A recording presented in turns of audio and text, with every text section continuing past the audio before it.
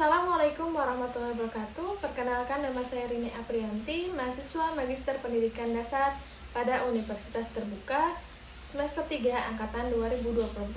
Pada kesempatan kali ini saya akan menjawab pertanyaan pada sesi 10 pada mata kuliah Studi Komparatif Pendidikan Dasar di berbagai negara. Silakan disampaikan kesan, kendala, dan juga saran perbaikan untuk implementasi pembelajaran kelompok atau pembelajaran kolaborasi. Kesan dalam pembelajaran kelompok ini mendorong saya untuk lebih aktif dan kerjasama serta saling menghargai pendapat masing-masing individu. Dalam pembelajaran ini juga membantu saya dalam membentuk keterampilan komunikasi, kepemimpinan, dan tanggung jawab secara bersama. Kendala dalam pembelajaran kolaboratif tentunya ada.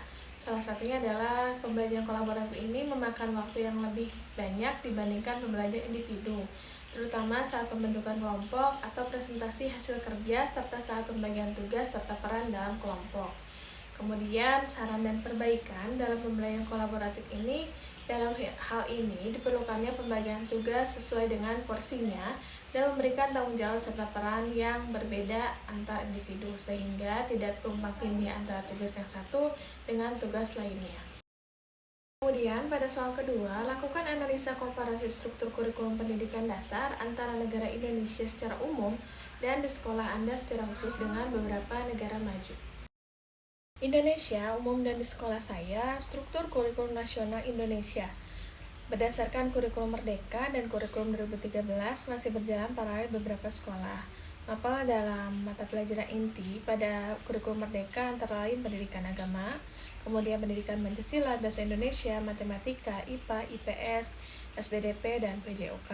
Pendekatan tematik integratif khususnya dilakukan pada kelas 1 sampai kelas 3 dan rata-rata di Indonesia jam belajarnya mencapai 32 sampai 36 jam per minggu. Penilaian dilakukan di Indonesia menggunakan formatif dan sumatif yang berfokus pada capaian pembelajaran. Kemudian kalau di sekolah saya, khususnya di SMP Negeri 1 Purwakarta, dalam penerapannya muatan lokal lebih menonjol, salah satunya adalah bahasa daerah atau bahasa Sunda serta keagamaan. Kemudian penekanan pada pendidikan karakter dan kegiatan keagamaan. Jadwal belajar bisa disesuaikan termasuk tambahan pembelajaran atau ekstrakurikuler wajib. Kemudian jika dibandingkan, Finlandia terkenal dengan sistem pendidikan dasar lebih fleksibel dan berbasis siswa. Kemudian usia masuk sekolah anak-anak Finlandia yaitu 7 tahun. Kurikulum nasional yang diterapkan yaitu kurikulum nasional terdesentralisasi di mana sekolah memiliki otonomi dalam penyusunan implementasi kurikulum. Kemudian fokus besar pada kesejahteraan siswa, keterampilan hidup, dan literasi. Kemudian mapel intinya bahasa Finlandia, matematika, sains, humaniora, seni, olahraga, dan keterampilan hidup. Kemudian jam belajar anak-anak Finlandia yaitu 20 sampai 25 jam per minggu. Kemudian dalam sistem penilaian, mereka melakukan penilaian yang lebih bersifat deskriptif dan tidak menekankan ujian pada anak-anak usia sejak dini. Kemudian negara lain yaitu Jepang, pendidikan dasar dilakukan selama 6 tahun yaitu rentang usia 6 sampai 12 tahun. Kemudian kurikulum nasional yang dilakukan atau diterapkan dengan pengawasan ketat dari Kementerian Pendidikan yaitu MEX. Dan mapel inti dalam pembelajaran bahasa Jepang yaitu salah satunya bahasa Jepang, matematika, sains, studi sosial, musik, kesenian, dan home economic.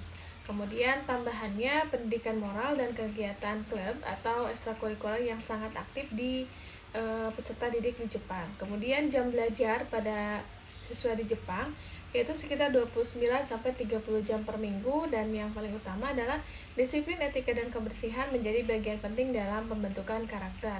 Karena banyak sekolah menerapkan jam sekolah penuh di hari Sabtu walaupun beberapa hal terjadi penurunan dalam sekolah di hari Sabtu.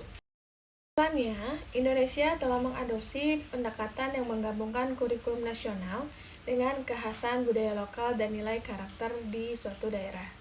Namun, dibandingkan dengan negara maju, sistem kita masih lebih menekankan pada penguasaan materi akademik dan jumlah jam belajar yang relatif lebih panjang dibanding negara-negara lain. Negara-negara seperti Finlandia lebih menekankan pada keseimbangan antara belajar dan tumbuh kembang anak, sementara di Jepang menekankan kedisiplinan dan etika. Terima kasih telah menyimak video ini. Mohon maaf jika ada kata-kata yang kurang berkenan. Wassalamualaikum warahmatullahi wabarakatuh.